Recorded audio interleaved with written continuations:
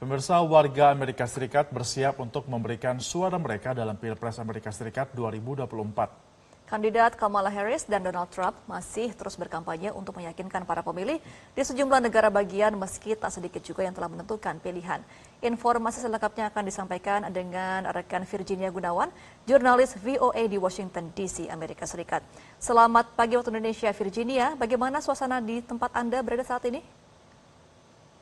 Ya, Gemma dan pemirsa Metro TV, saat ini saya berada di depan Howard University, tempat wakil presiden sekaligus calon atau kandidat presiden dari Partai Demokrat Kamala Harris akan atau meluangkan waktunya untuk menonton malam hasil penghitungan suara dari pemilu atau Pilpres 2024 kali ini. Kalau Anda lihat di belakang saya, ini pagar yang didirikan oleh pihak keamanan termasuk Secret Service sudah didirikan sejak siang tadi dan diperkirakan jalan dari sepanjang jalan di depan ini akan ditutup pada pukul 7 malam nanti dan tidak memungkinkan bagi warga atau kendaraan untuk lewat di daerah sini. Perimeter yang ditutup sekitar 1 kilometer dari tempat ia akan melakukan menonton bareng hasil pemilihan nanti malam dan juga di beberapa wilayah lain yang menjadi titik-titik penting.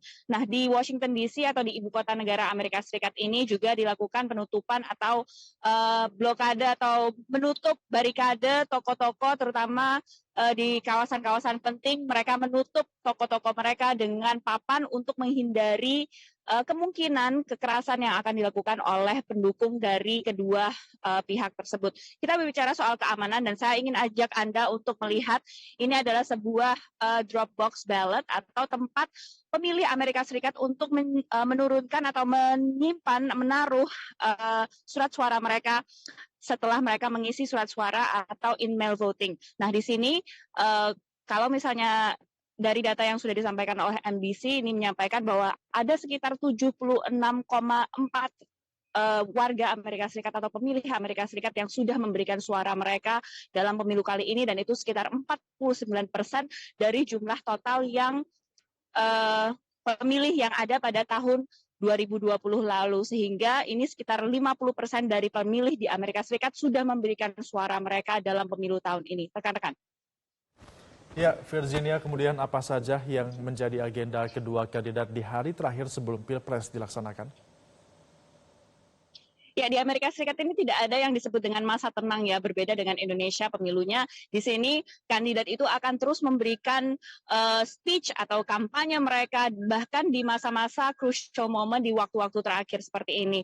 Kamala Harris dilaporkan akan melakukan sejumlah rally dan sudah melakukan sejumlah rally di negara bagian penentu yaitu Pennsylvania yang merupakan negara bagian dengan electoral votes atau suara elektoral yang sebanyak 19 suara elektoral dan merupakan negara bagian kunci untuk kemenangannya jika ia ingin menjadi presiden Amerika yang selanjutnya. Sementara Donald Trump ini dilaporkan melakukan kampanye di bahkan 3 negara bagian sekaligus dan akan diakhiri di negara bagian penentu yang mana di Michigan ini merupakan negara bagian yang punya suara termasuk yang paling besar untuk pemilih dari kelompok Muslim yang ada di Amerika Serikat. Nah, ini memang jadi salah satu daya tarik atau menjadi salah satu kesempatan terakhir bagi kedua kandidat untuk melakukan atau meyakinkan para pemilih di Amerika Serikat untuk satu memilih dan kedua memilih mereka.